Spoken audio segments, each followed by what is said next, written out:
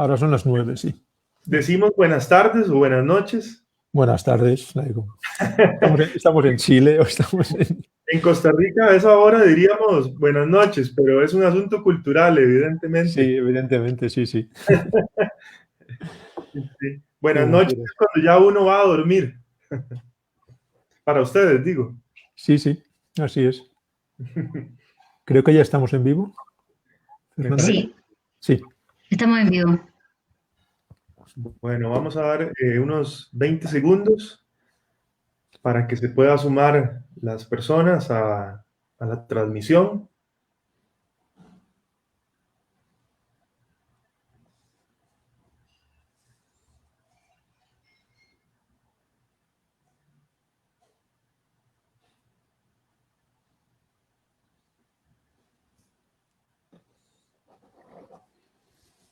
Bien, bueno, muy buenas tardes.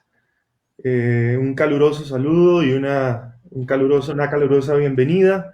Muy buenas tardes y muy buenas tardes, noches para los que están en Europa y para el profesor Antonio Gómez Ramos. Tengo el gusto de presentar esta actividad el día de hoy, que constituye la 22ª de la quinta serie de charlas virtuales. Expone el profesor Antonio Gómez Ramos con la charla titulada El desierto y el océano, estancias del pensar en Arendt y Hegel. El profesor Gómez Ramos es titular en la Universidad Carlos III de Madrid, es doctor en filosofía por la Universidad Autónoma de Madrid, estudió filosofía y germanística en Madrid y en Berlín, ha sido profesor de grado y de posgrado en diversas universidades de España, Alemania, Brasil. Ha dirigido el doctorado en Humanidades de la Universidad Carlos III. Dirige actualmente el máster en Teoría y Crítica de la Cultura de esta universidad. Su campo de investigación se centra en la teoría crítica, la hermenéutica y la teoría de la interpretación, especialmente en lo que se refiere a los problemas de traducción y de comprensión intercultural. Además de publicar numerosos artículos académicos, ha editado y traducido a autores clásicos alemanes y angloamericanos, particularmente Hegel, La fenomenología del espíritu, Madrid 2010. Es coeditor de varios libros colectivos, El fondo de la historia 2010, Confrontando el mal 2017, entre otros, y autor de Entre las líneas, Gadamer y la pertinencia de traducir del año 2000, Reivindicación del centauro, Actualidad de la filosofía en el 2004, Sí mismo como nadie para una filosofía de la subjetividad en el 2015, y Las razones de la amargura, Variaciones sobre el resentimiento, el perdón y la reconciliación 2018, escrito junto a Carlos Thibot. Bien, quisiera aprovechar para recordar que pueden dejar los comentarios en los comentarios de la transmisión y que al final tendremos la posibilidad de formular algunas preguntas al profesor Gómez Ramos. Y sin más, le doy la palabra, le cedo la palabra y le agradezco muchísimo por estar el día de hoy con nosotros, compartiendo. Muchas gracias, Jorge. Y empiezo también expresando mi agradecimiento por la ocasión de participar en esta serie ya casi gigantesca, inmensa de conferencias hegelianas que organizáis desde la Sociedad de Estudios Hegelianos. Es una ocasión maravillosa de poder compartir con colegas y amigos de los dos lados del Atlántico, por lo menos, pues nuestras lecturas, nuestras reflexiones, nuestra investigación sobre Hegel, sobre todo, pero no solamente sobre Hegel.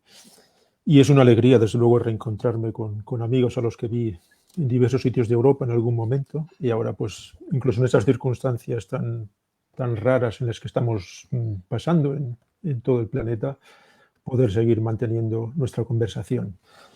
De modo que, bueno, muchísimas gracias por la ocasión de poder hablar hoy.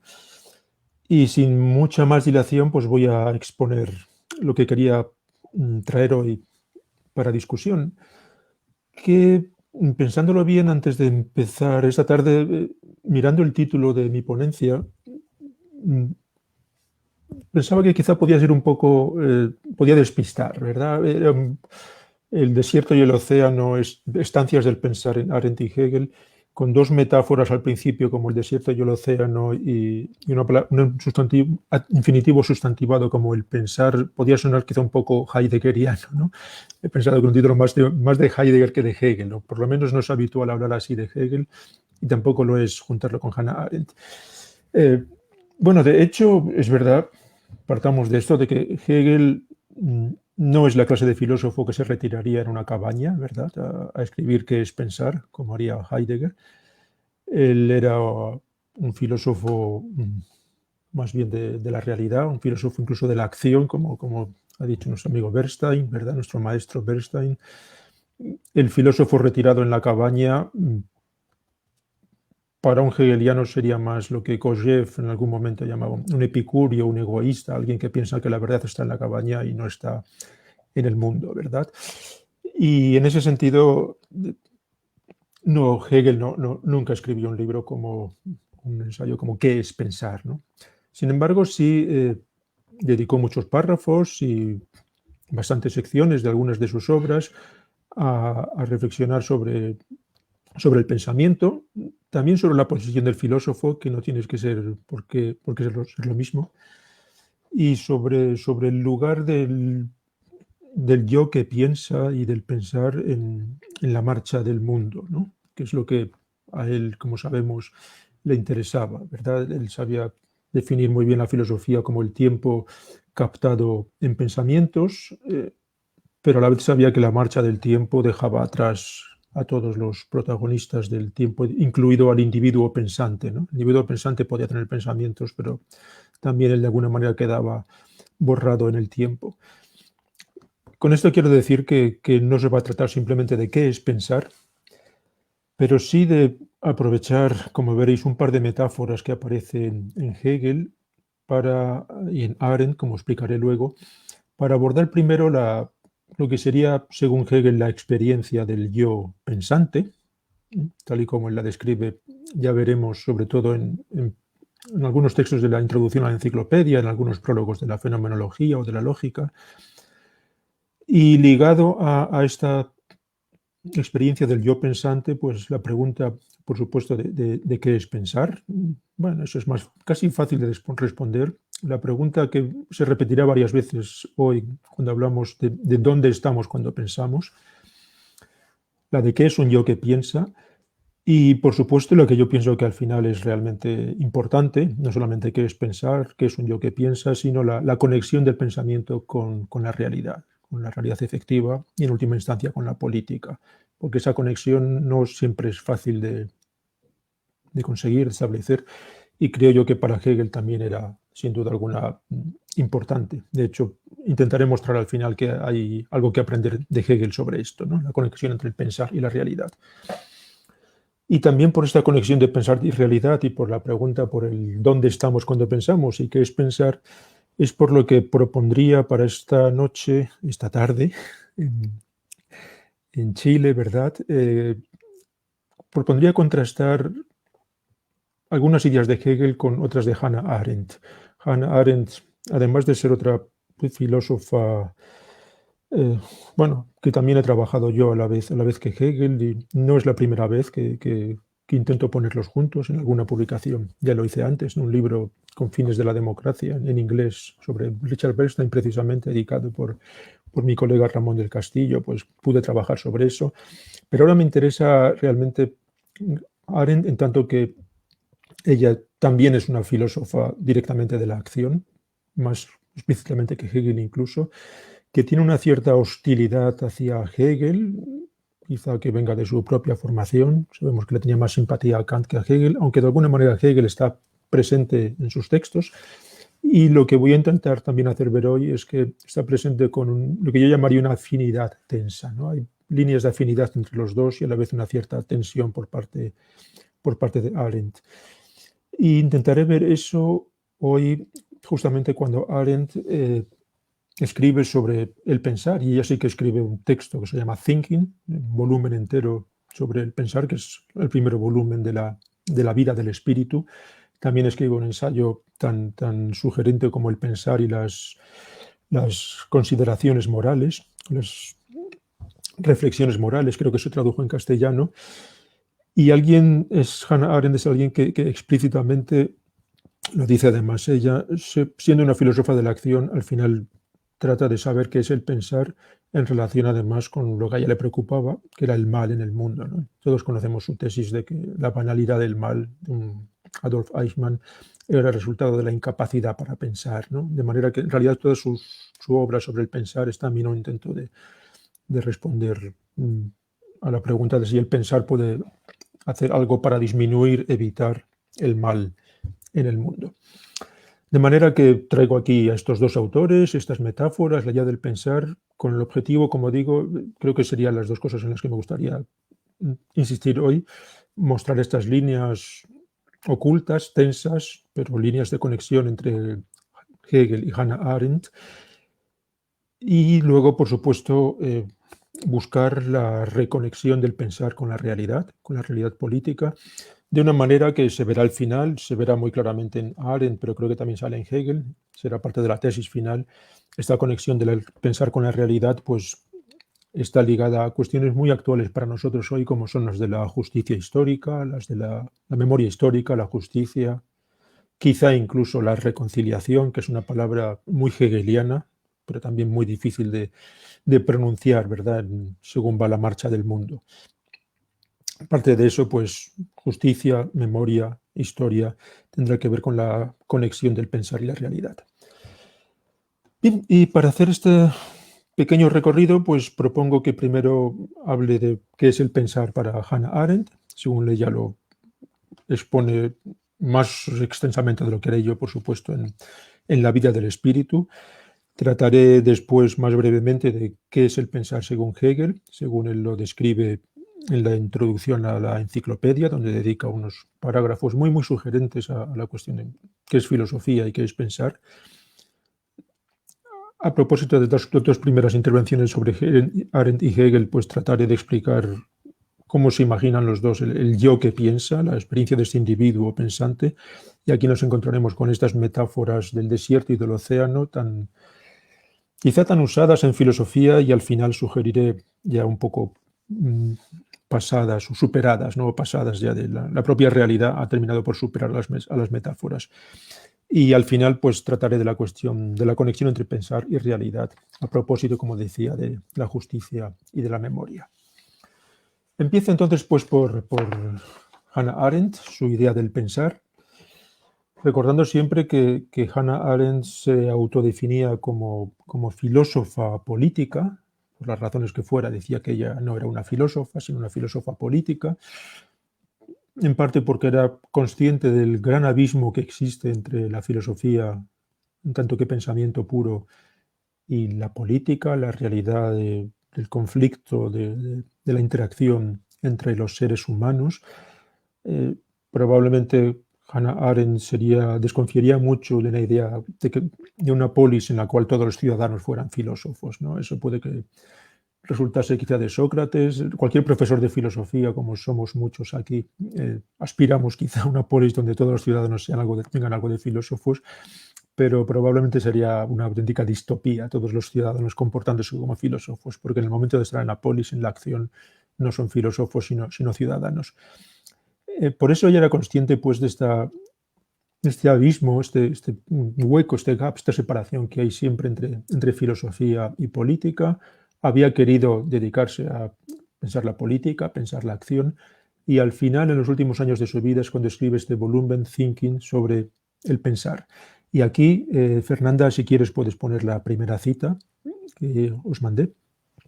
Aparecen algunas ideas Bueno, aparece la idea central que gobierna, diría yo, este primer volumen, que es parte prácticamente de una cita del filósofo medieval Hugo de San Víctor, cuando se contrasta la vida activa con la vida, vamos a decir, filosófica o contemplativa en términos clásicos. La vida activa es laboriosa, la contemplativa es pura quietud, la activa tiene lugar en público, la contemplativa en el desierto. Aquí está la metáfora a la que yo me quería centrar hoy también, la metáfora del desierto. La vida activa está dedicada a las necesidades del prójimo, la contemplativa a la visión de Dios.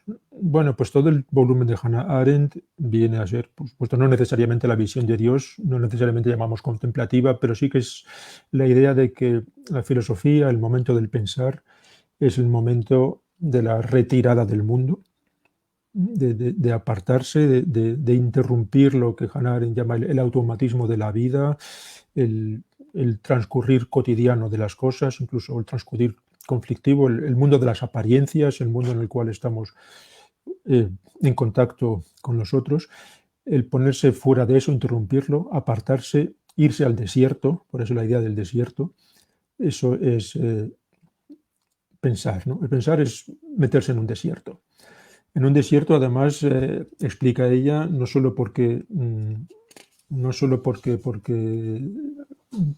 esté uno solo, que será la otra palabra importante, sino que el propio pensar, y dice ella también, produce un desierto a su alrededor, ¿no? Lo produce al ausentarse del mundo, al evitar los focos, al ponerse fuera de foco, ¿no? Justo lo contrario de la acción, el héroe necesita estar exhibiéndose, y además esto es lo propio de la vida es autoexhibición.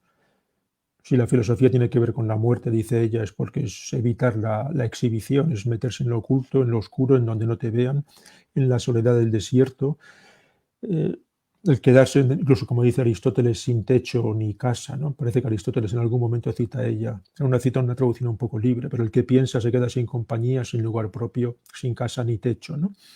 En ese momento rompes todos los vínculos con el mundo, te conviertes un poco en una apátrida, ¿no? Luego podrás ser cosmopolita como un estoico, pero también porque antes has roto vínculos con cualquier patria por el pensamiento, ¿no? Y por eso mismo es por lo que el pensamiento es inútil, ¿no? Y aquí ya se regodea en esta cita de Heidegger, la pone de hecho al principio, ¿no?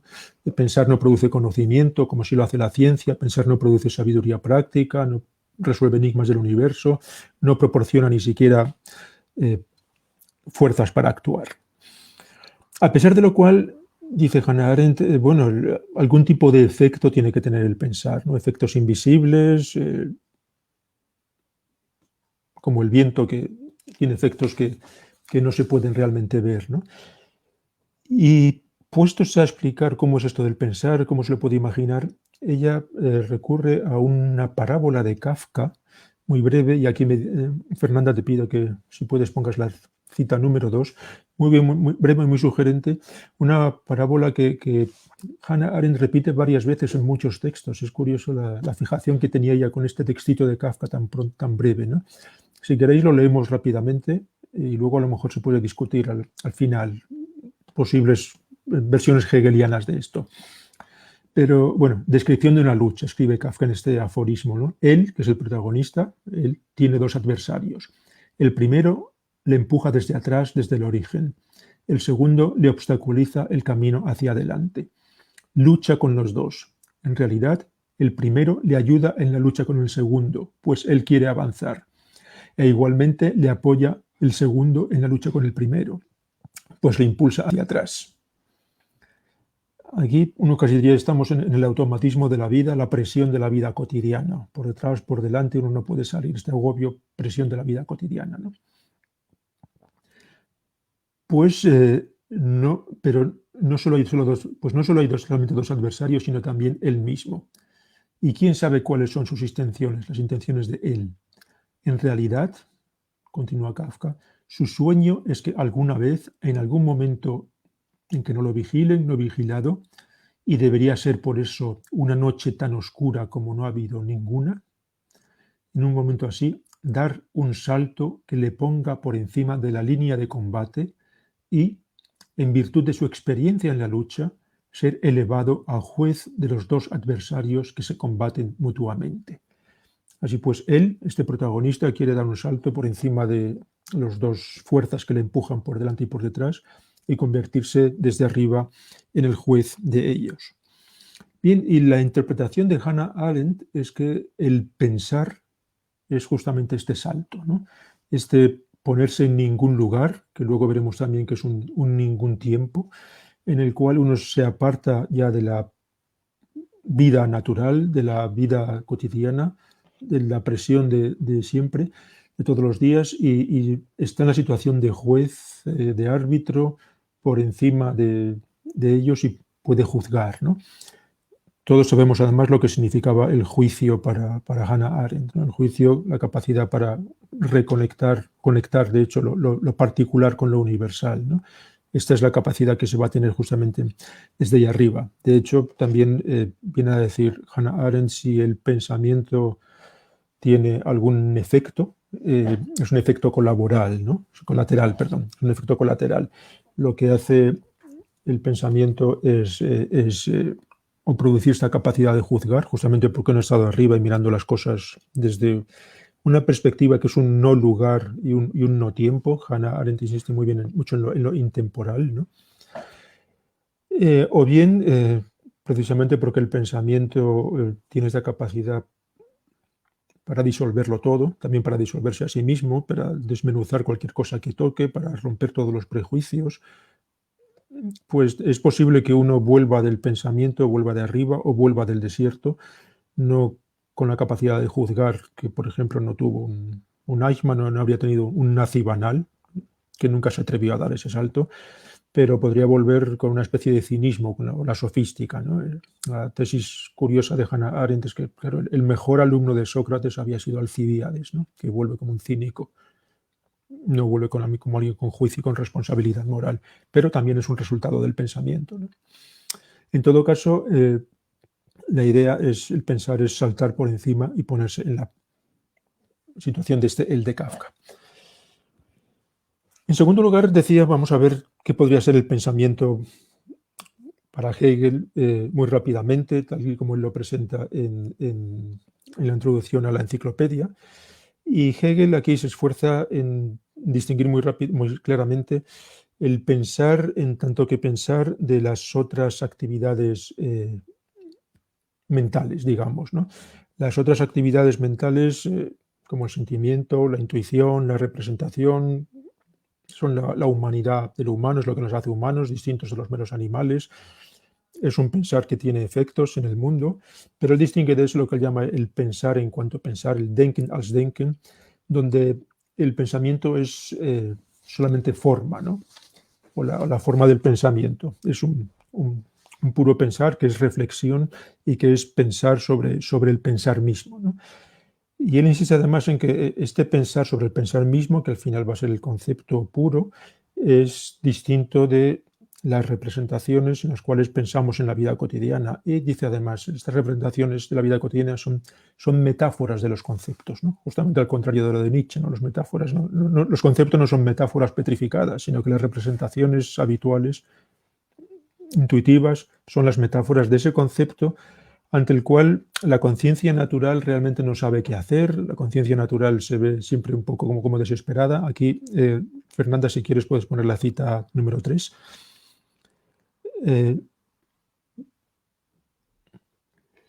Donde, bueno, arriba la contemplación pensante de los objetos, los contenidos de la conciencia fundados en el pensar no aparecen en la forma del pensamiento, sino como sentimiento, representación. Esos son diferentes del pensar en cuanto forma, que es el pensar que le interesa a Hegel, el pensar filosófico, ¿no? Y este pensar filosófico, que es el concepto, es eso que la conciencia natural, el pensar representativo, no sabe qué hacer con él, ¿no? Y se apresura siempre a buscar una representación a la que referirlo, ¿no? Pero, como dice Hegel, ante un concepto no hay nada que pensar más que el concepto mismo, ¿no? Diríamos que lo que tiene el filósofo es la capacidad de ver el concepto en el concepto, como el pintor ve los colores y el músico ve el sonido. Un filósofo tiene la capacidad de quedarse en el concepto y además, lo dice Hegel muy bien en el prólogo de la fenomenología, de demorarse en él, de refrenarse en el concepto, de no apresurarse, como quiere la conciencia natural, a tener una representación más o menos sensible de que sea el concepto. Y porque no se apresura a la representación sensible es por lo que el pensamiento está también, como en Hannah Arendt, fuera del mundo, está desensorializado, está fuera de los sentidos, se ha desprendido del mundo de los sentidos, solo que aquí hay una diferencia importante entre Hegel y Hannah Arendt, mientras que en Hannah Arendt había un salto fuerte entre los sentidos y el pensamiento. De hecho, pensar es dejar de abandonar la sensibilidad. Hegel, mucho más dialécticamente, explica cómo el pensamiento no es que te olvides de los sentidos, sino que los sentidos se transforman en pensamiento. Más bien es que, viene a decir con mucha ironía, dice, del mismo modo que a partir de los sentidos pensamos, ¿no? Una vez que lo superamos, del mismo modo que el comer, con todo desagradecimiento, destruye los alimentos sin los que no habría comida alguna, ¿no? El comer destruye los alimentos, pero sin los alimentos no habría comida. El pensamiento destruye lo sensible, pero sin lo sensible no habría pensamiento ninguno, ¿no? Esto creo que por parte de Hegel es decisivo, ¿no? Hay una continuidad entre la sensibilidad y lo que es el pensamiento puro y la lógica, ¿no? Esto se ve ya en todo el propio transcurso de la fenomenología, desde la certeza sensible en el primer capítulo. Incluso nos da a entender, y esto creo que es muy bonito, que la filosofía, el pensamiento, al final debería producir algún tipo de aumento de la sensibilidad, ¿no? Hay luego un camino de vuelta al mundo sensible, y una sensibilidad aumentada justamente porque se ha pasado por el pensamiento, no es la negación del pensamiento. De modo que ya tenemos aquí estas dos distinciones sobre caracterizaciones del pensar, muy sucintamente expuestas en Hannah Arendt y en Hegel, muy parecidas en lo que tienen de apartarse del mundo, de olvidarse de los sentidos.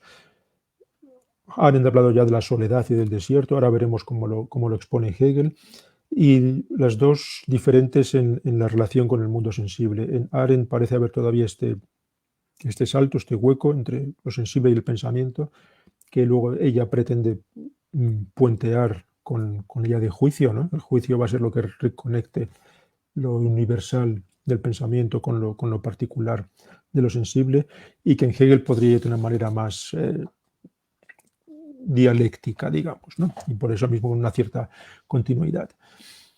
Pero como decía, que lo que me interesa no solamente es el qué es pensar, y aquí tenemos ya una primera caracterización los dos de qué es pensar, sino también cómo es la reconexión con la realidad, cómo este pensamiento vuelve a la realidad y en última instancia a la realidad que le interesaba tanto a Hegel como a Hannah Arendt, y supongo que a la mayor parte de nosotros, que es la realidad política, la realidad de la acción de los hombres en el mundo. Pues vamos a ir volviendo a eso, deteniéndonos antes, sin embargo, en el individuo pensante, en este yo que piensa, ¿no? Y que está en este Descartes al principio de la modernidad, ¿no? Hannah Arendt ya nos ha descrito quién es este yo que piensa en su soledad, luego veremos más descripciones de él, pero en principio apartado en el desierto, ¿no? No es el monje contemplativo, pero tiene algo de eso. Y Hegel lo presenta de una manera que es en principio por lo menos llamativa, ¿no? No se suele encontrar siempre en los textos de Hegel una caracterización así, en parte porque lógicamente a Hegel, en cuanto que es simplemente un individuo pensante, tampoco le podía parecer que tenía que ser el protagonista, ¿no? Si vamos a la cita siguiente, la cita número 4, Fernanda, nos encontramos aquí la segunda metáfora a la que me quería referir. En primer lugar, en el parágrafo 3 de la enciclopedia, con cierta ironía, Hegel habla pues eso, de que lo que le pasa a uno cuando empieza a pensar, cuando a la conciencia natural la ponen digamos, en una clase de filosofía, y entonces, dice Hegel, cuando se ve traspuesta en la región de los conceptos, la conciencia no sabe en qué sitio del mundo está, ¿no? Es decir, no sé dónde estoy cuando pienso. Y después continúa. Pertenece al pensar libre, a esa libertad de hacerse a la mar, donde por encima y por debajo de nosotros no hay ya nada, y estamos ahí a solas con nosotros mismos. Bueno, aquí parece, aparte del no saber dónde está uno, desde luego, primero la idea de la soledad, que parece consustancial con el pensamiento, una soledad que es además de una subjetividad extrema, estamos a solas con nosotros mismos, ¿no? Que tiene que ver con la libertad, sobre esto hablaremos luego.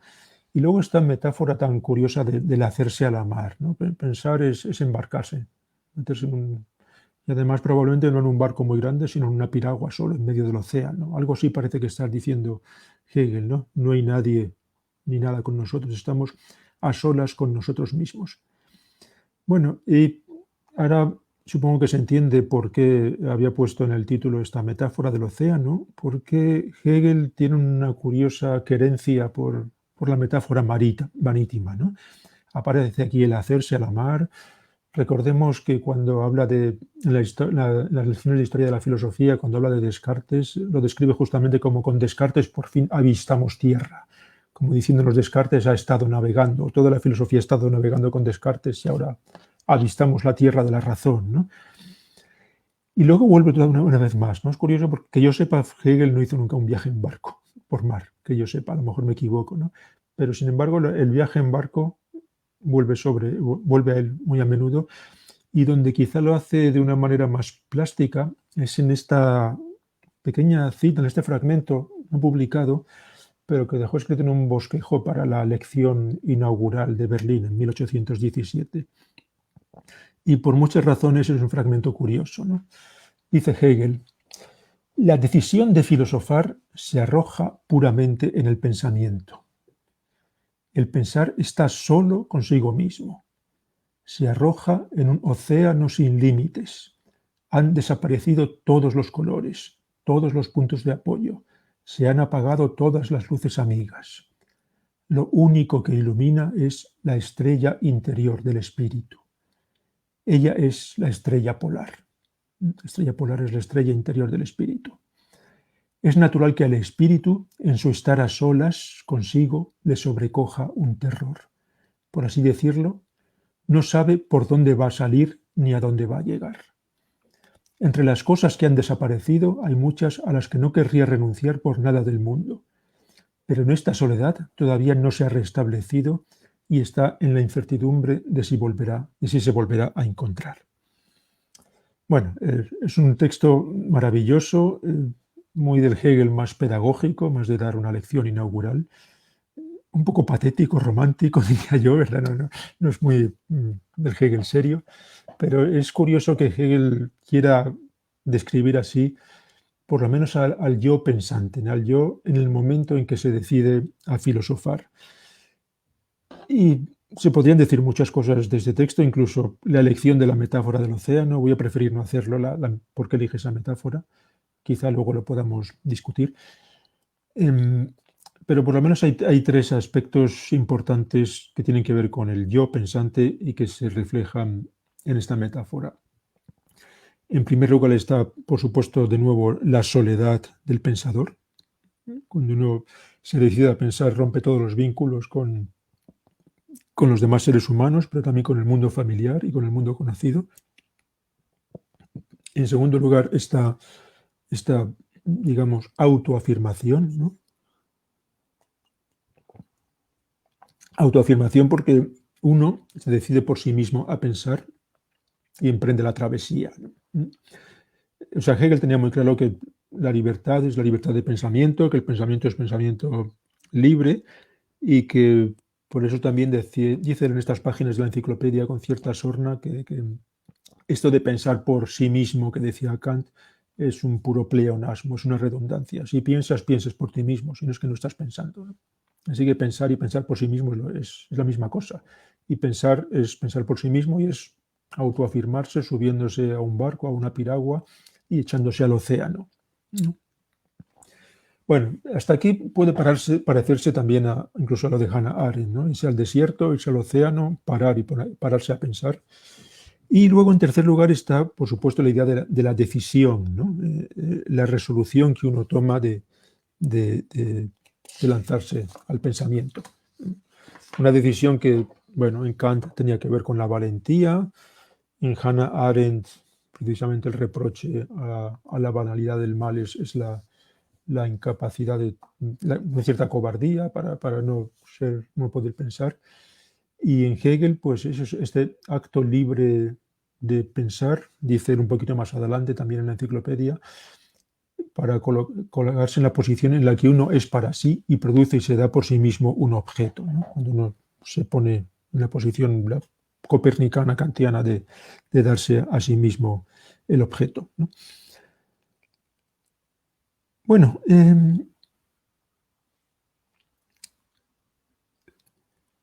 así pues, soledad, autoafirmación, decisión del yo cuando se pone a pensar. Sin embargo, también Hegel se plantea la relación entre el yo y el mundo y el pensar, y aquí es donde también, como decía, el individuo pensante ciertamente tiene en Hegel menos protagonismo que en Arendt, ¿no? Como he dicho antes, porque bueno, la propia marcha del espíritu va a dejar atrás al individuo pensante, o bien porque, y aquí podemos ir a la cita número 5, que ya recuerda más a la lógica, creo, porque el pensar tiene su propio ritmo, su propia geometría también, dentro de la cual el individuo tiene un papel más bien secundario, ¿no? Dice Hegel, por lo que se refiere al comienzo que la filosofía tiene que adoptar, parece que ella comienza en una suposición subjetiva, ¿no? La suposición subjetiva, además de que se va a poner a pensar, decide ponerse a pensar. Solo que eso es precisamente el acto libre del pensar, colocarse en la posición en la que uno es para sí mismo y por tanto engendra y se da su propio objeto. Más adelante, aquella posición que de este modo aparece como inmediata debe convertirse en resultado en el interior de la ciencia. Mi decisión de ponerme a pensar en realidad era un resultado, no una decisión espontánea e inmediata. Y precisamente en su último resultado, con lo cual la filosofía alcanza de nuevo su comienzo y a él regresa, ¿no? Esta concepción circular que tiene Hegel siempre del pensamiento. De este modo, la filosofía se muestra como un círculo que regresa a sí, el cual no tiene ningún comienzo en el sentido que lo tienen las otras ciencias. De manera que en ella el comienzo solo se refiere a un sujeto mismo, en tanto que éste quiere decidirse a filosofar, pero no a la ciencia como tal. O sea, Hegel hace una distinción clara entre el pensar, la ciencia, y el sujeto que se decide a pensar, que bueno, va a entrar y luego salir de este reino de las sombras, que es justamente el mundo de la ciencia de la lógica y el mundo del pensar, ¿no? Esto nos da, de nuevo volviendo a una comparación entre Hegel y Arendt, a poner de manifiesto una cierta paradoja que se da en la subjetividad del que piensa con respecto al pensar mismo y que no quisiera dejar de pasar por alto, ¿verdad? Y es que en Hegel, por un lado, el pensar tiene que ver con la autonomía del sujeto, con su decisión inicial de pensar, de hecho es la autoafirmación inicial de su autonomía, pero luego también, bueno, no he puesto la cita tampoco, hacía falta ponerla, pero es más adelante, justamente en el marco de este círculo del pensar dentro del cual el individuo ha entrado con su pensamiento, una vez que uno está pensando, dice Hegel, se hace indistinto de los demás sujetos. Una vez que uno piensa, está en lo universal, se desprende justamente de todas las cosas más particulares de uno, se olvida, digamos, de que tiene un cuerpo, de que está en un espacio, en el tiempo, está ya en el puro reino del universal, donde todos son iguales, no deja sus propias opiniones particulares. De manera que hasta cierto punto hay un movimiento por el cual el pensar desubjetiva, desindividualiza, desingulariza, ¿no? El individuo se borra en el pensamiento. Y es curioso que Hannah Arendt, en el volumen sobre el pensar, habla varias veces de Hegel y esta idea la toma insistentemente, ¿no? La idea de que el momento del pensar, el pensamiento, ciertamente contiene un momento de disociación del yo, el yo que dialoga consigo mismo y por lo tanto se deshace, pero al final se deshace hasta, y ella cita a Hegel aquí, cita este párrafo de la enciclopedia, hasta hacerse indistinto de los demás, hasta incluso borrarse, ¿no? Hasta dejar de ser un yo. El otro personaje que aparece a menudo por el volumen de Thinking, de pensar, es un poeta tan lector de Hegel como era Paul Valéry, y que decía esto de a veces pienso y a veces soy, pero cuando pienso ya no soy, ¿no? Al contrario de lo que parecía Descartes, ¿no? Hay momentos en los que pienso y momentos en los que soy. Esto es porque el pensar borra el yo, ¿no? Así pues, también está esta impersonalidad del pensar en Arendt, que quizá tenga que ver con que el protagonista de la parábola de Kafka se llame él, ¿no? Pero luego, precisamente porque el pensar prepara el juicio, y el juicio es el juicio reflexionante, además, que es el que le interesa a Kant, el juicio reflexionante es el que nos va a singularizar como sujetos, nos va a dar nuestra propia subjetividad, en tanto que nos hace responsables de nuestra propia acción individual, subjetiva nuestra en el mundo, ¿no? De manera que a la inversa de Hegel, si Hegel se pasaba de la autonomía subjetiva a un pensar impersonal o universal, donde lo subjetivo ya no cuenta, ¿no? En Arendt es un poco al revés, ¿no? Se parte de esta... O sea, Arendt es consciente de la impersonalidad del pensar, pero a ella lo que le interesa es la subjetividad que debe formarse después, ¿no? Es verdad que esto también está en Hegel de muchas maneras, ¿no? Cuando él habla de la propia idea de Bildung, contiene el haber pasado por algún modo de pensamiento y de haberse desprendido de uno mismo, ¿no? Bueno, pero decía que quería repasar esta situación del yo pensante, también porque ahí nos encontramos esta curiosa metáfora del océano de Hegel, ¿no? Y que el pensar es en el océano y no en el desierto, para llegar a abordar más de cerca la reconexión que tiene el pensar con la realidad, cómo se vuelve del pensamiento a la realidad, y hacerlo, pues, aunque sea rápidamente, con la pregunta que los dos, Hegel y Arendt, nos han hecho ya varias veces hoy, que es la de dónde estamos cuando pensamos, cuál es el lugar o el no lugar del pensar.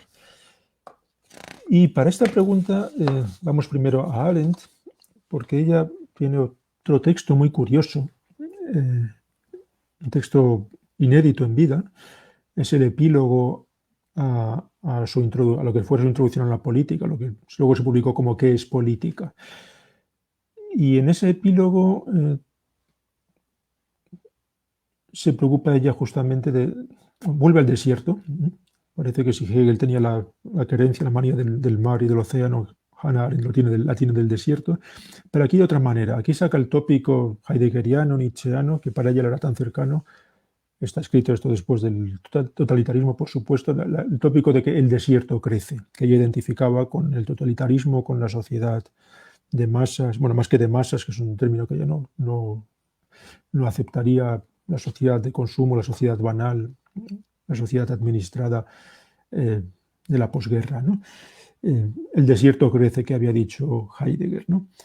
Bueno, y ella recalca que este desierto crece debe interpretarse como un desierto que no es que esté en los individuos, sino entre los individuos, y que es un desierto fundamentalmente que destruye el mundo, ¿no? El mundo, que es este lugar de encuentro, lugar de lo público, donde los individuos construyen su vida en común, el mundo es lo que contiene, de hecho, el desierto, que si no habría siempre, ¿no?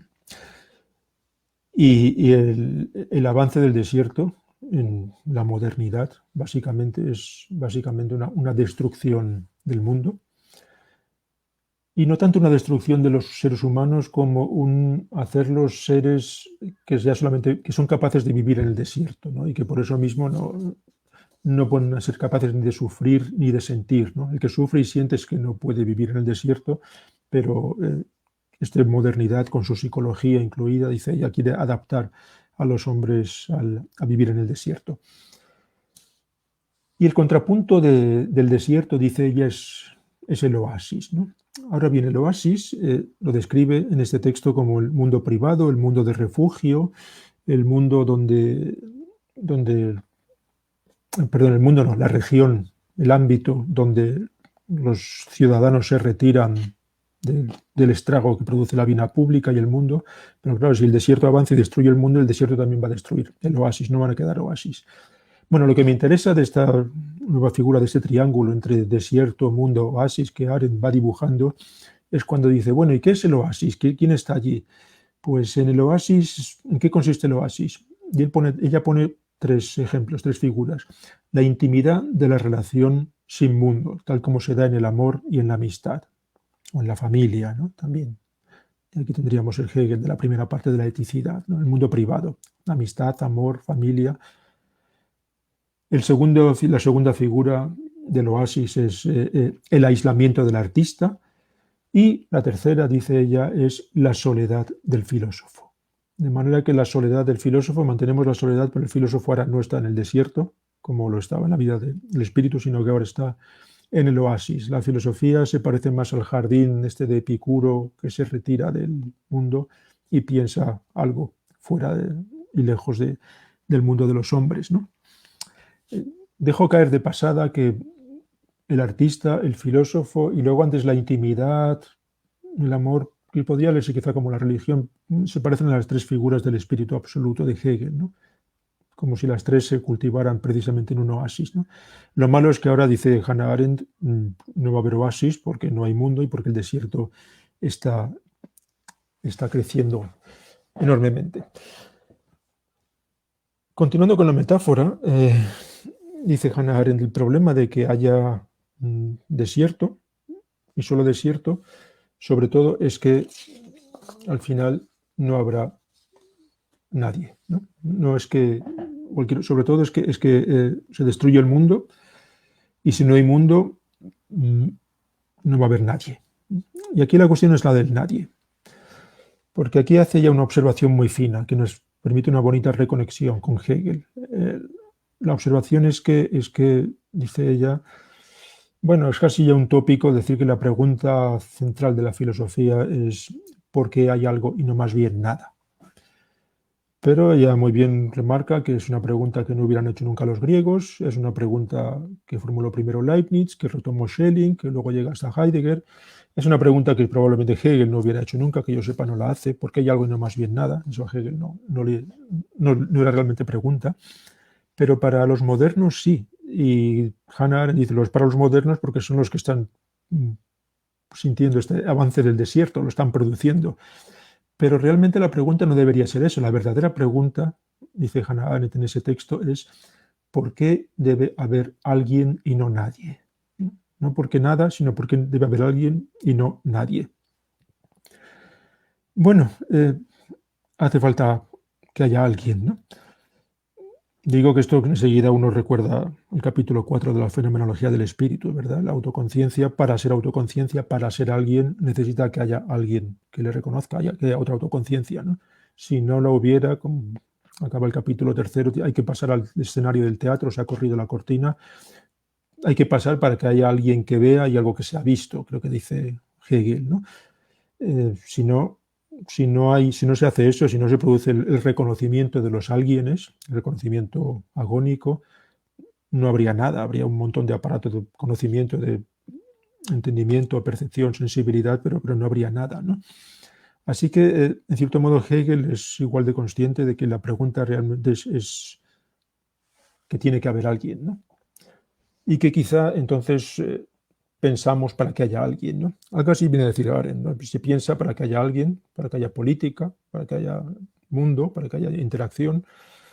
Y Hegel, cuando habla de la sustancia que se hace sujeto, sospecho que viene a decir al final que este alguien es el sujeto que tiene que aparecer y mostrarse como con la sustancia, ¿no?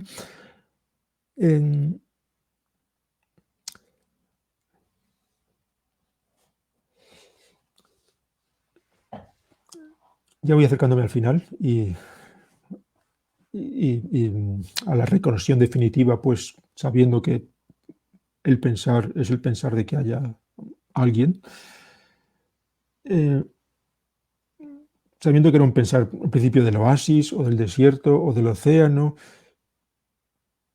Pero si retomamos otra vez el hilo de Hannah Arendt, cuando ella se pregunta por el dónde, a última hora da un giro, ¿no? Y lo hace justamente con la parábola de Kafka, a la que me he referido al principio, porque la parábola viene a decir cuando el protagonista, salta por encima de las dos fuerzas que le empujan por delante y por detrás, estas fuerzas son realmente el pasado y el futuro.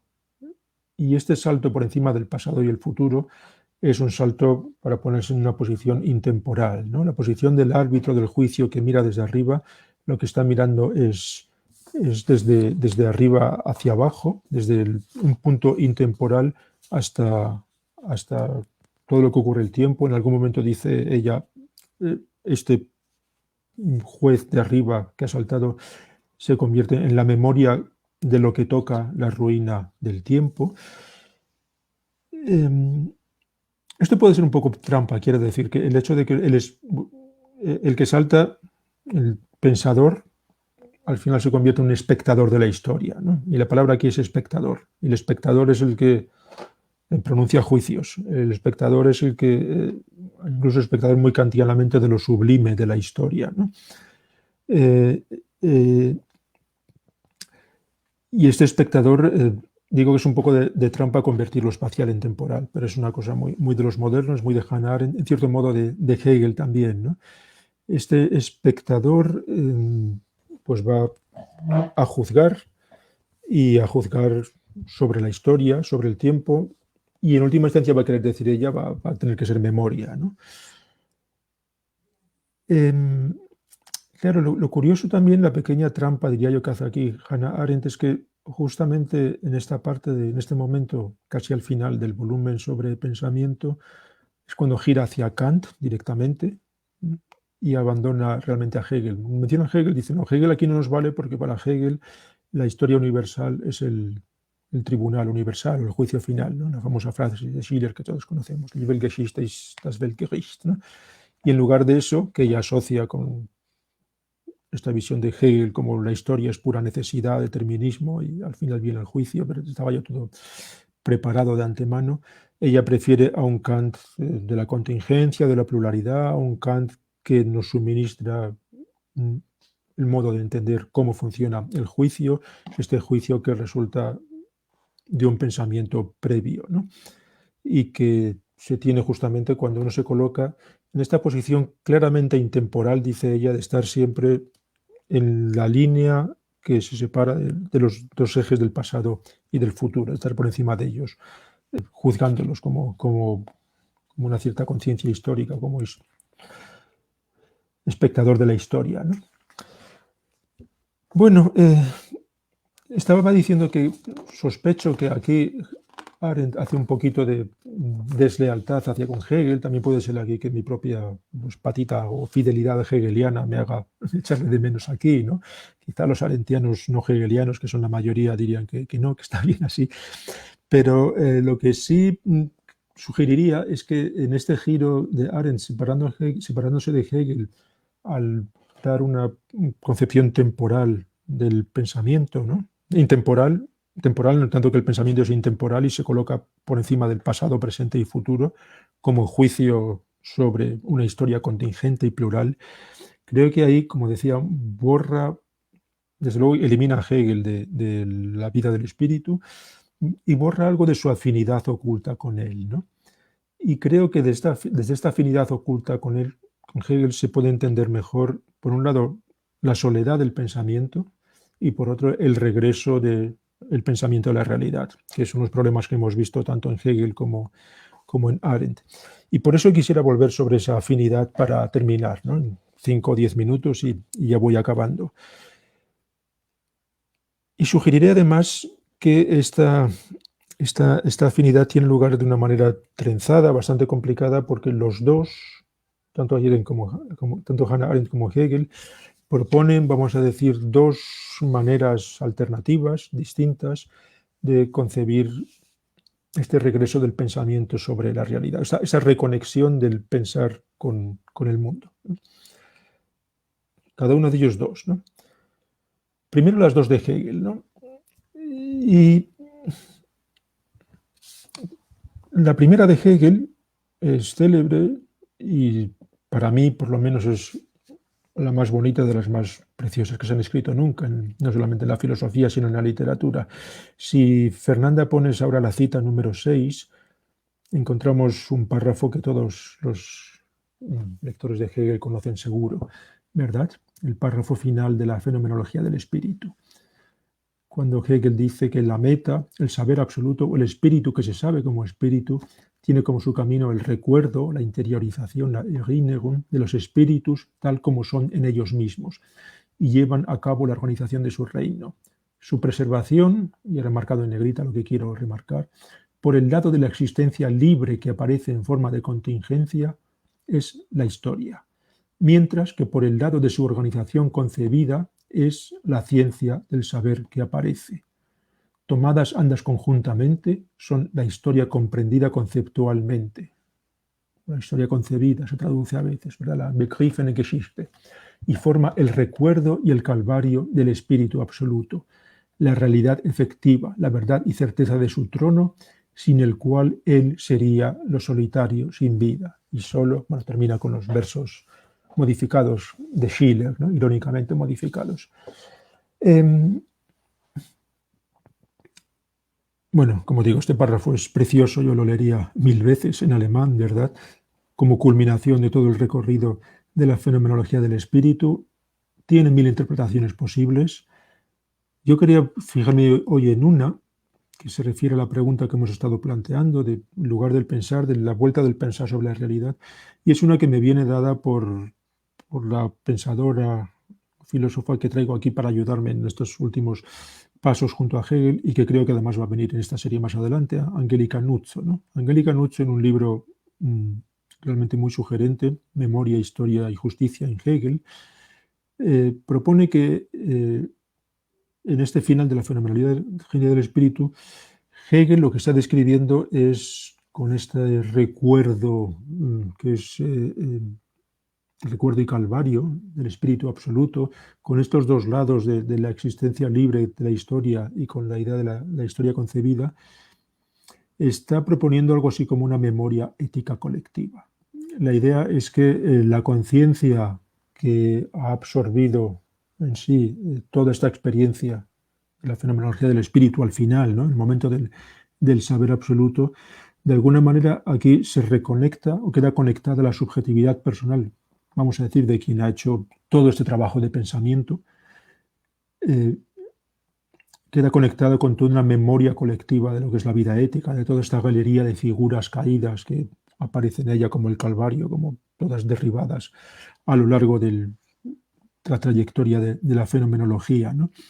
Es decir, que el pensar es memoria, pero a la vez queda identificado con la historia concebida, ¿no? Pensar, memoria, historia, realidad, en esta figura última del espíritu absoluto, cuando ya se ha hecho todo el recorrido de la fenomenología y justo antes de entrar ya en el reino de las sombras, que es la ciencia de la lógica, antes de entrar ya en el pensamiento puro, aquí han quedado identificados y conectados, ¿no? Sobre todo es la idea de que subjetividad personal, la conciencia que ha absorbido todo este patrimonio del espíritu, subjetividad personal conectada y prácticamente identificada con la memoria colectiva de la vida ética, ¿no? Pensar y realidad coinciden después de toda esta experiencia, que es la experiencia histórica de la humanidad, hasta la Revolución Francesa y después, hasta el final de la fenomenología del espíritu.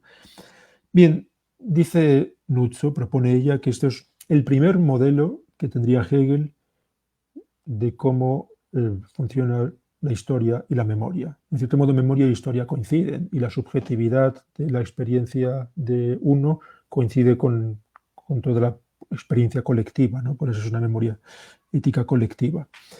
Pero, piensa ella, esto es el Hegel joven, el Hegel de la fenomenología, hay un segundo modelo por parte de Hegel que aparecería en el Hegel de la filosofía del derecho o el de la enciclopedia, el que termina justamente hablando de la historia universal, ¿no? Los dos desembocan, el espíritu objetivo desemboca en la historia universal, que es efectivamente el tribunal universal o el juicio final. Y aquí, cuando Hegel, en los parágrafos de un libro y otro, empieza a hablar de la historia universal, que está al final, ciertamente desaparece la Erinnerung, desaparece el recuerdo, no hay interiorización ninguna. Justamente esta Erinnerung es lo que permitía esta identificación antes, sino que ahora lo que queda más bien es una justicia abierta. Fernanda, puedes poner ahora la cita número 7, es una cita directamente del libro de Nuzzo, donde ella explica que habría que entender la frase de Schiller, la historia universal como tribunal universal, no del modo tan cerrado en el que hemos visto que lo hacía Arendt, sino más bien como una historia que queda abierta justamente porque la justicia todavía tiene que estar realizándose cada vez en el tiempo, ¿no? Pues es la historia la que inmanentemente va realizando la justicia.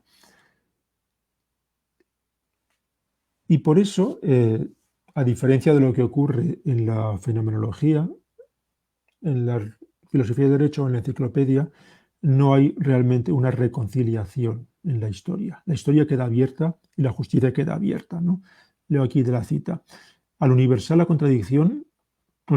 contradicción produce el avance hacia el espíritu absoluto en el cual puede tener lugar la reconciliación. La historia efectiva, la historia de los hombres, la historia real, es la realización más radical y extensa de las contradicciones, y por medio de ella se produce la Aufhebung. Solo que la superación dialéctica de la contradicción tiene lugar en el pensar y en el saber, y no en la historia, sino al nivel y en la realidad diferente del espíritu absoluto. Aquí, pues, pensar, espíritu absoluto, saber, quizá memoria, también memoria, no coinciden con la historia, no coinciden con la realidad. Esta es la tesis fuerte de ella, ¿no? Quedan separadas realmente, ¿no? La reconciliación podrá tener lugar, habla Hegel, del espíritu pensante de la historia universal que se ha desprendido ya de todas las particularidades de los espíritus de los pueblos, del tiempo, etc. Pero eso tiene lugar justamente en las figuras del espíritu absoluto, ¿no?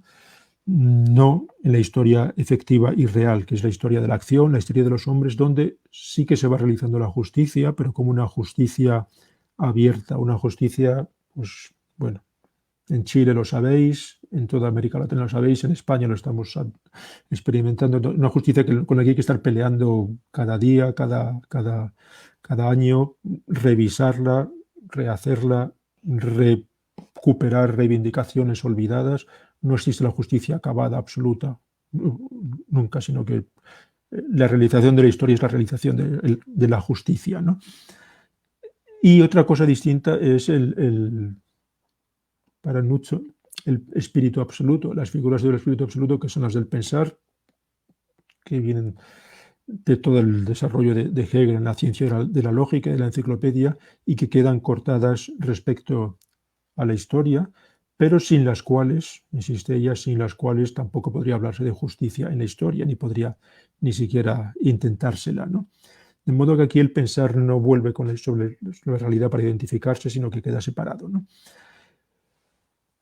Bueno, y a partir de ahí, pues es muy sugerente por parte de ella decir que se trata entonces de, como pide Hegel, formar figuras dignas del espíritu absoluto, y estas figuras dignas las encuentra ella, por ejemplo, a la altura del siglo XXI, pues en la obra de Primo Levi, en Toni Morrison, en la novelística esta novelista norteamericana, afroamericana, Toni Morrison, es decir, en los ejercicios de memoria traumática que estamos realizando en estos tiempos, ¿no? Y al individuo aquí no sabe uno muy bien qué le queda, ¿no? Aquí se acuerda uno de esta imagen de Hegel del individuo, el prólogo a la filosofía del derecho, este individuo que reconoce la rosa en la cruz del presente y se reconcilia quizá con la realidad, ¿no? En la época de Hegel parece que era más fácil hablar de reconciliación que hoy, ¿no? ¿Qué significa hoy la rosa en la cruz del presente? ¿Cómo es posible la reconciliación? Pero aquí de nuevo el individuo pensante queda, por supuesto, no identificado, totalmente desidentificado de la historia, no como podía estarlo al final de la fenomenología, y como hemos visto antes, un poco despedido del círculo del pensar, pero quizá con cierta calma, como le promete Hegel, ¿no? Como decía, es más difícil pensar la reconciliación. Al final uno no sabe si ha terminado la travesía en el puerto, como parece que quiere creer Hegel, o de náufrago en una playa llena de plásticos, como las que conocemos hoy. Y con esto del naufragio en la playa, en medio de las ruinas, voy a las dos posiciones de Arendt para terminar, ¿no? Porque si Hegel tenía estas dos posturas, dos posibilidades, dos modelos, la memoria ética colectiva de la fenomenología o esta justicia abierta de la filosofía del derecho, en Arendt tenemos estas dos posibilidades, ¿no? Por un lado, al final del Thinking, del volumen sobre el pensar, ella se explaya con la figura de las perlas, que saca además de Benjamin, ¿no? De Walter Benjamin, como que a estas alturas del pensamiento de la historia lo único que le queda al pensador es bucear para buscar perlas, ¿no? Las perlas perdidas en el fondo del océano de la historia, en medio de fragmentos y de ruinas. Y eso es en lo que consiste pensar, ¿no? Buscar las perlas. Por eso, en primer lugar, no hay algo así como una historia universal, una expresión que a Arendt le ponía enferma. Y en segundo lugar, quizá a partir de estas perlas, parece bien a decir ella, después se pueda formar algo así como un juicio o como una capacidad de juzgar que nos permita conectar lo universal y lo particular y volver a actuar en la política y en el mundo, ¿no? Este es el primer modelo, ¿no? Lo explico muy rápido, si acaso luego en la discusión le damos más vueltas. El segundo, que me parece muy interesante, y esto ya sería más de mi cosecha, es el hecho de que aunque a Hannah Arendt no le guste, como digo, la filosofía de la historia, lo cierto es que el libro dedicado a la acción, el libro que es La condición humana, el libro, quizá el mejor libro de Hannah Arendt, esto lo ha dicho Judith Shklar, una filósofa muy buena crítica de Arendt, es una especie de fenomenología del espíritu al revés, ¿no? Eso lo dice literalmente, es una historia de la degradación de la cultura y de lo humano desde el mundo antiguo hasta la modernidad, ¿no? El último capítulo, de hecho, que el que se llama La vida activa y la edad moderna, donde habla de, eso, de la caída en el animal laborans, en la nuda vida, la pérdida de la capacidad de acción, la reducción de lo humano al mero consumo y a la mera labor, es casi lo describiría yo como un anti-saber absoluto, ¿no? Un absoluto no saber, casi es la imagen que traza al final de toda esta trayectoria histórica también Hannah Arendt, ¿no? Pero lo curioso es que la última frase del libro, después de todo este recorrido tan pesimista como presenta ella en los años 50 del siglo XX, la última frase es sobre el pensar y es una cita de Catón, que también repite ella varias veces en su obra. Catón decía, nunca estoy mejor acompañado que cuando estoy solo y nunca estoy más activo que cuando no hago nada, ¿no? Y ella interpreta enseguida de lo que se trata es del pensamiento. Este es el pensamiento en el que uno está solo, pero está magníficamente acompañado, y en el que uno está tremendamente activo, es la mayor actividad, es lo más activo que hay. Sabemos desde Aristóteles, precisamente en el no hacer nada, ¿no? Claro, y lo curioso es que esta frase de Catón, nunca estoy mejor acompañado que cuando estoy solo, nunca estoy más activo que cuando no hago nada, o sea, pensar, esta frase aparece al comienzo de la vida del espíritu. Es la que pone en marcha todo el volumen sobre el pensar. Como si el pensar, el thinking, fuera de alguna manera el complemento o el remedio a toda la degradación que parece que se describe en la condición humana, ¿no? Bueno, entonces aquí tenemos dos modelos también en Hannah Arendt, también distintos entre sí.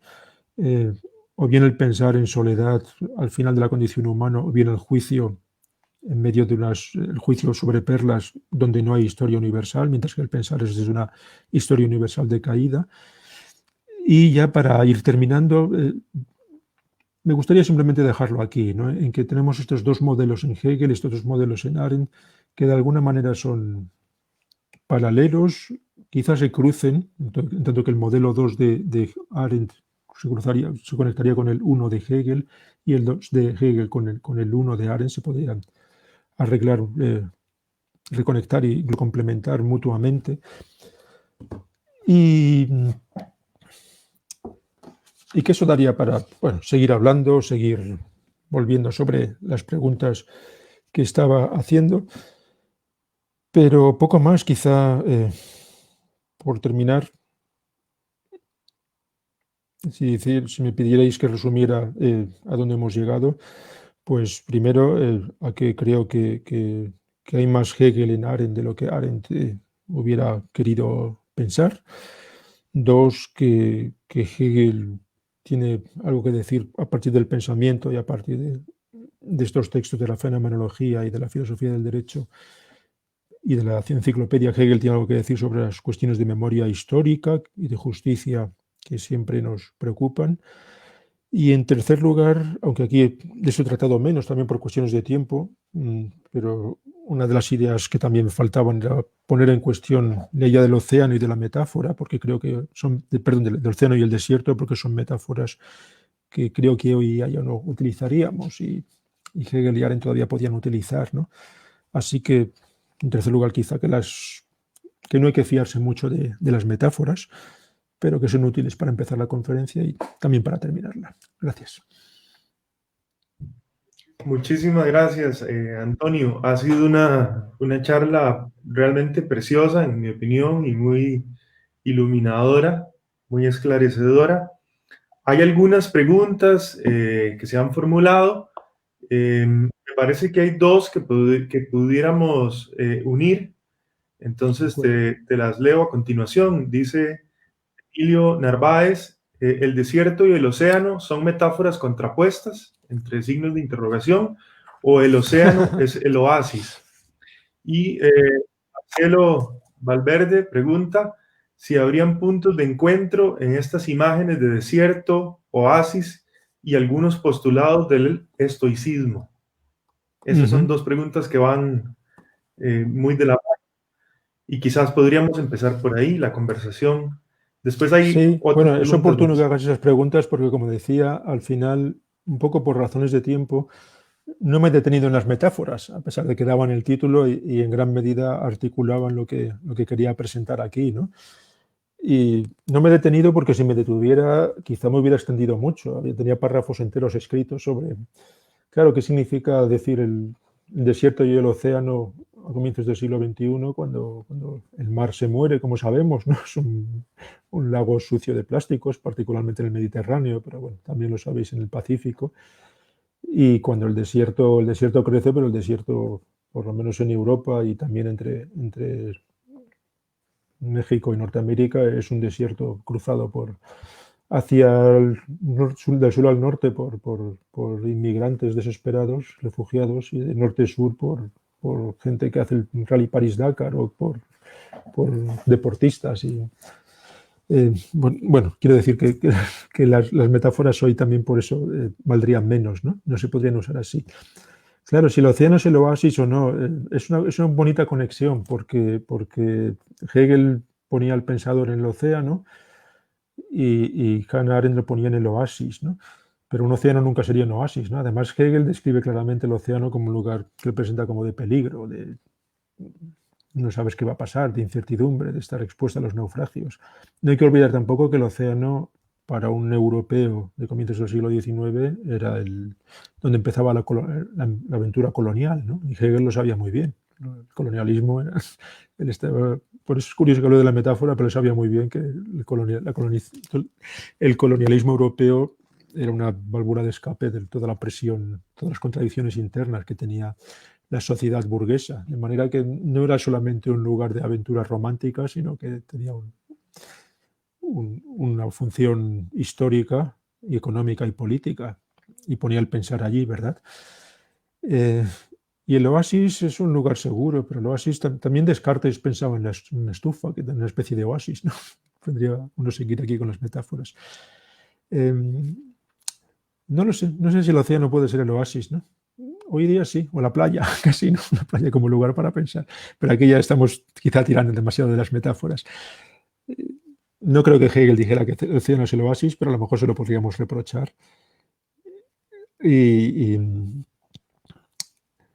bueno, por una imagen más de la que tenían también pensada y escrita, contraponiendo a Hegel con Kant, ¿no? Si el juicio kantiano y la contemplación de lo sublime, una de las formas emblemáticas de presentarlo es desde tierra firme contemplar cómo un barco se hunde en el océano luchando contra la tormenta, ¿no? Parece que para Hegel es al revés, ¿no? Desde el océano estamos contemplando, a lo mejor desde el pensamiento en el océano, contemplando las revoluciones en tierra firme y entendiéndolas, de modo que son un poco intercambiables. La cuestión del estoicismo es muy bonita, es muy curioso, porque el estoicismo en el océano o en el oasis, en cualquier caso, el estoicismo tiene... bueno, el estoicismo, en la medida en que está implicado en el mundo, también está en el mundo, no solamente estaría en el oasis, ¿no? Más bien es el epicurio el que se retiraría directamente al oasis. Pero sí quiero recordar, por eso, todas las figuras que tenía en mi escrito, pero que no he sacado hoy, nos hubiera llevado también más lejos, que cuando Hegel plantea la relación del individuo con su tiempo y con las contradicciones de su tiempo, en la filosofía del derecho habla de quien consigue ver la rosa en la cruz del presente y se reconcilia, pero este es el que bueno, consigue justificar la historia pasada, ¿no? A la altura de, a lo mejor, de 1800 y poco, cuando él escribe eso, podía intentar entender todas las contradicciones habidas en la historia, como lo que explicaba esa situación presente, que todavía él quería ver con cierto optimismo. Pero también más adelante dice cuando la eticidad en la eticidad en algún cuando la polis está descompuesta, cuando no está a la altura, cuando el ciudadano no puede encontrar su lugar allí, entonces puede retirarse como hacían los estoicos, ¿no? Y esta visión desde lo eterno, desde lo particular que tenían los estoicos, era también un lugar de retirada frente a un mundo en descomposición con el cual el individuo, ni siquiera el individuo pensante, puede llegar realmente ni a identificarse ni conectarse, ¿no? Entonces aquí sí que podría ser un oasis o el momento del pensamiento, desde luego sí sería el momento del estoicismo, ¿no? La autosuficiencia del pensamiento independientemente del mundo, incluso si el mundo está en una contradicción irresoluble o como en el caso de Hegel, pues del mundo antiguo, cuando los estoicos, pues no es la eticidad no es la que debiera ser, ¿no? Gracias por la pregunta, en todo caso. Me ha permitido hablar de las metáforas. Te quería hacer una pregunta breve y yo aprovechar. No pude evitar pensar en la filosofía del derecho de Hegel y hacia el final de la sociedad civil, cuando Hegel habla casualmente del mar y del tema del colonialismo y del mar como un territorio fundamental para la nación, sí, eh, para resolver algunos de los problemas de la sociedad civil. Y me preguntaba yo si es Hegel el primer filósofo que le atribuye tanta importancia al mar en la modernidad. Si es realmente Hegel el primero que le adjudica tanta importancia al océano como un lugar para recorrer y para visitar. No sabría yo decir si es el primero, ¿no? Desde luego es verdad que, bueno, Hegel, como filósofo de la historia, tiene un pensamiento geopolítico, digamos, en el cual tiene que ser consciente de la enorme importancia del mar, ¿no? No sabría decir yo si es el primero, no lo sé, pero que la historia universal requiere del mar, eso sí, de los océanos. Lo llamativo es que luego la metáfora del pensar la localice él también en el océano, ¿no? Eso también es muy, muy llamativo. Claro. Bueno, muchas gracias. Tenemos otras preguntas. Dice por aquí Oscar, dice, en el apartado de autonomía y no autonomía de la fenomenología, dice que la autoconciencia es en y para sí, en tanto que y por el hecho de que sea en y para sí, para otro. Esto se refiere a la otra autoconciencia reconocida que se tiene que eliminar. Se Por ahí refiere es la a pregunta. que si no hay otra autoconciencia, que también sea en y para sí, la primera autoconciencia no es en y para sí, por lo tanto no hay otra autoconciencia.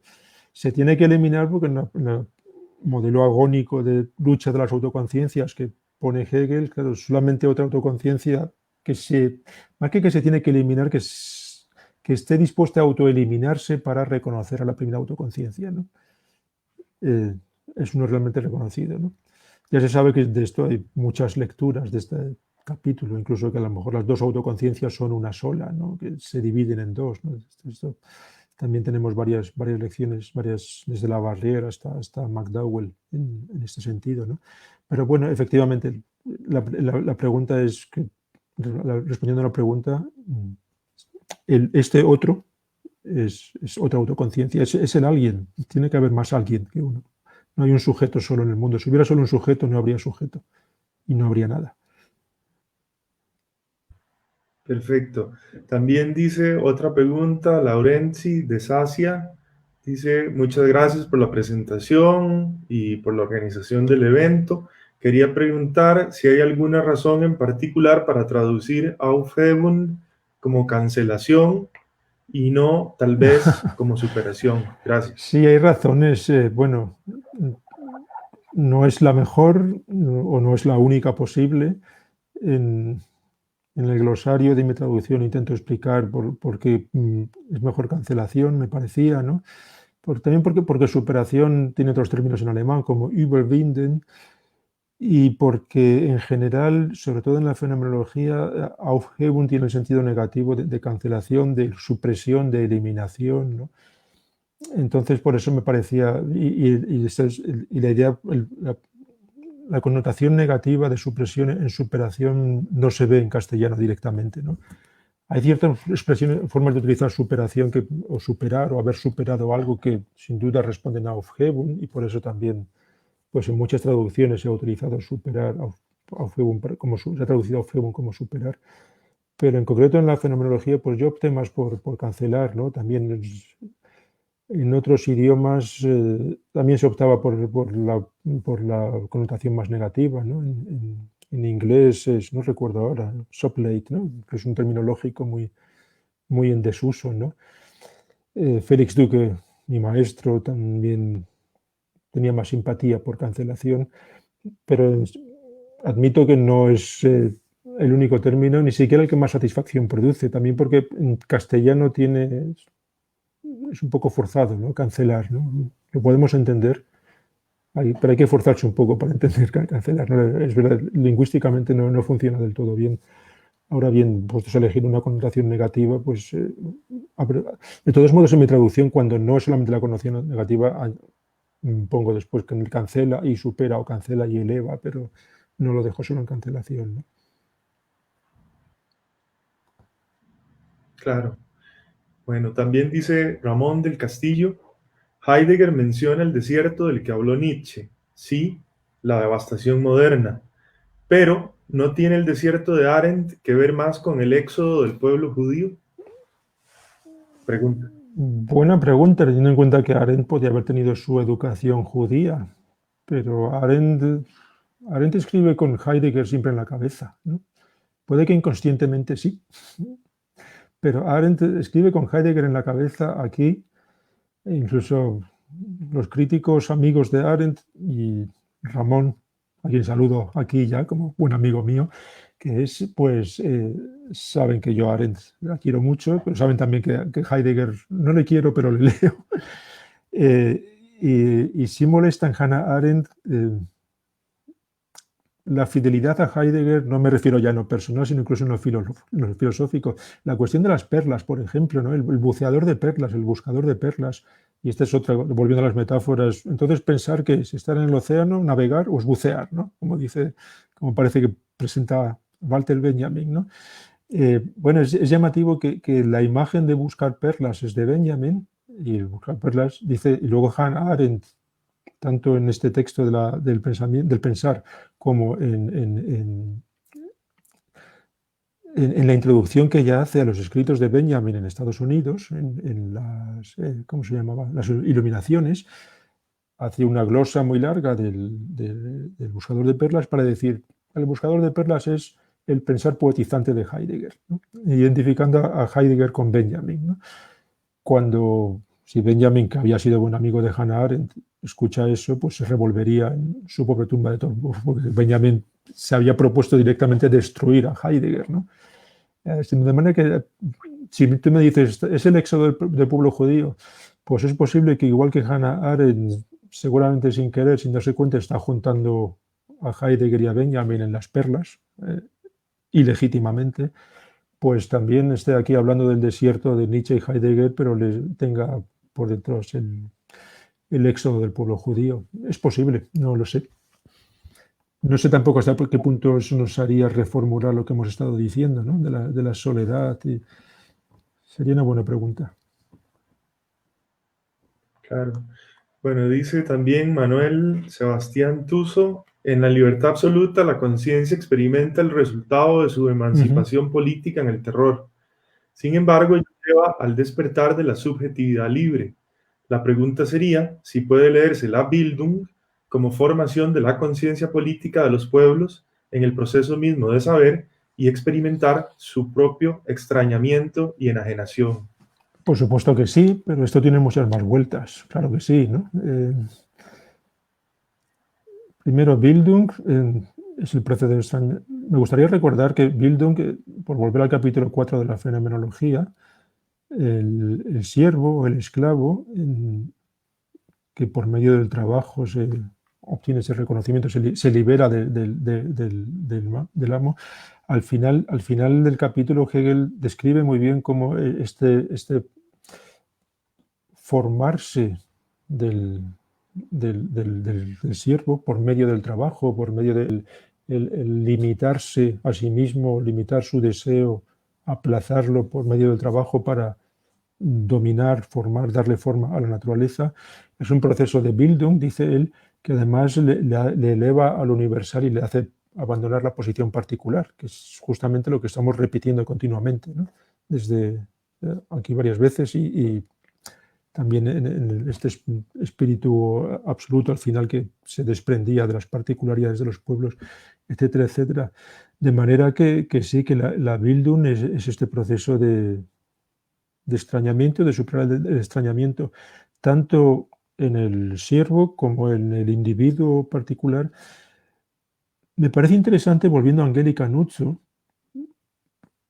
que en su lectura ella, no me he detenido en esto porque sería un motivo quizá de discusión, si la he entendido yo bien y no estaría muy de acuerdo. En su lectura de los dos modelos de memoria que hay en Hegel, el de la fenomenología del espíritu y la memoria ética colectiva, donde la memoria subjetiva del individuo se identifica con la memoria colectiva ética de lo colectivo, digamos de un pueblo, ella lo interpreta además en clave nacionalista, ¿no? En clave nacionalista en el sentido de que, por ejemplo, el sujeto del siglo XIX podía sentirse identificado con una nación, en tanto que su propia historia individual se había identificada, había cogido en ella toda una historia nacional, ¿no? Se identifica con el espíritu del pueblo.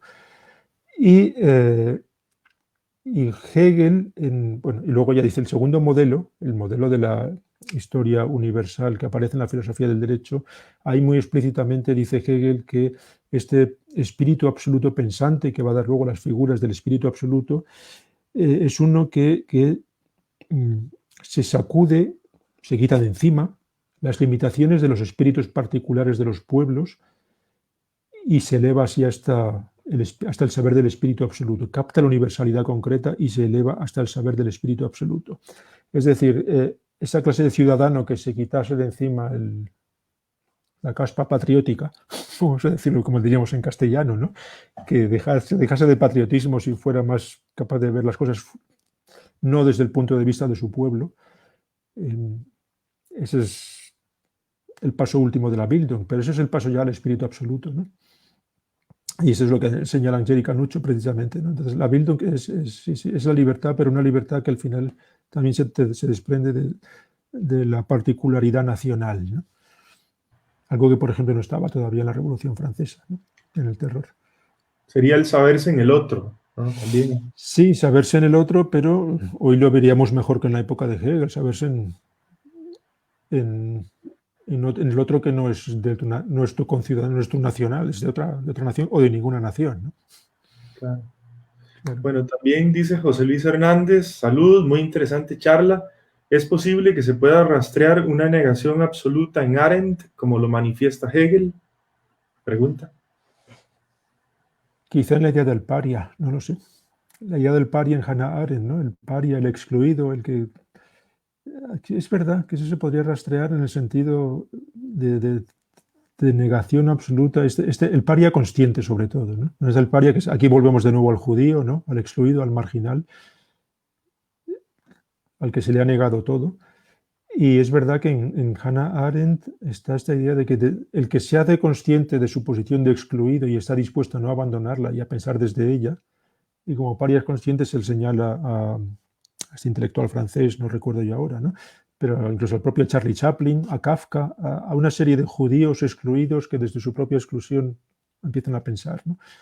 Bueno, pero sí, la situación del pario, del excluido, que Hannah Arendt identifica con el pueblo judío, quizás sí podría rastrear ahí algún tipo de negación absoluta.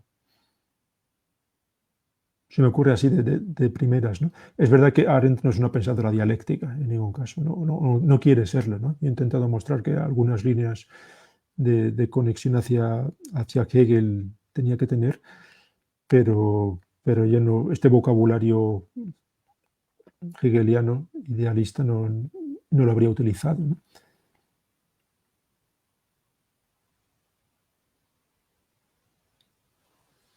Hola.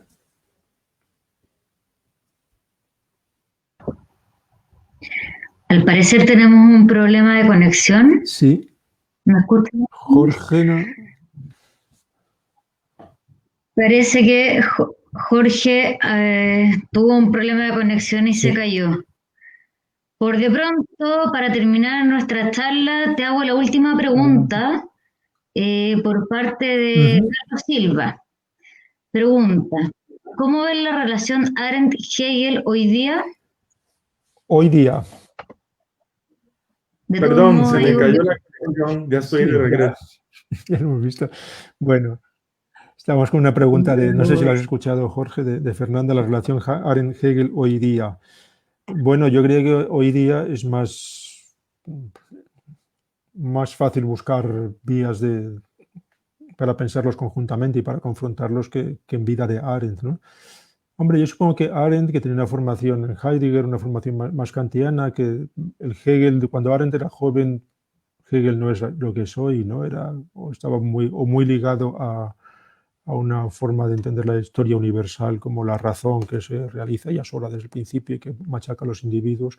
Y Arendt tenía una visión muy prejuiciada seguramente de Hegel, ¿no?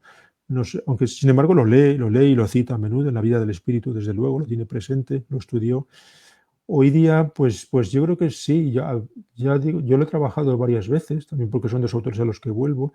En los dos, por ejemplo, hay un cierto cosmopolitismo y en los dos hay una concepción de la política, esto es importante, como una esfera autónoma, separada de la sociedad, separada de la economía, incluso separada de la familia, de lo privado, ¿no? Cuando Hegel pone el Estado en la tercera parte de la eticidad, si no pensamos en el Estado como la autoridad prusiana, como la policía y el Ministerio del Interior, sino si tenemos una concepción más amplia del Estado y de la política, como lo están leyendo muchos hegelianos en Norteamérica, como Pippin, como Pinkart, donde el Estado es lo común y lo político, diferenciado como una esfera autónoma, diferenciado de lo social, de lo económico. Aquí podría yo ver también la noción de lo político de Hannah Arendt en una posición similar respecto, como digo, a la economía, y la economía es lo que Hegel llamaba la sociedad civil realmente, ¿no? De manera bueno, que podremos empezar a ponerlos juntos con más tranquilidad que antes. No sabemos lo que saldrá, ¿no? Pero pueden estar juntos. Bueno, perfecto. Creo que estábamos en la última pregunta ya. Correcto. Estábamos hacia la última pregunta. Sí, Fernanda. Sí, Bueno, sí. entonces, agradecer de nuevo muchísimo a Antonio por su charla, que repito, ha sido muy interesante, muy rica para pensar y para conversar en esta tarde de hoy. Y solo quisiera para finalizar anunciar que el martes 10 de noviembre a las 17 horas en horario de Chile tenemos otra charla donde va a exponer Marlorén Miranda, investigadora postdoctoral de la Universidad Federal de Goiás.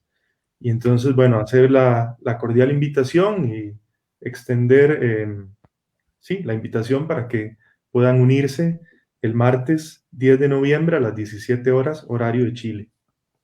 Y de nuevo agradecer muchísimo a Antonio por su charla y estamos finalizando nuestra actividad el día de hoy.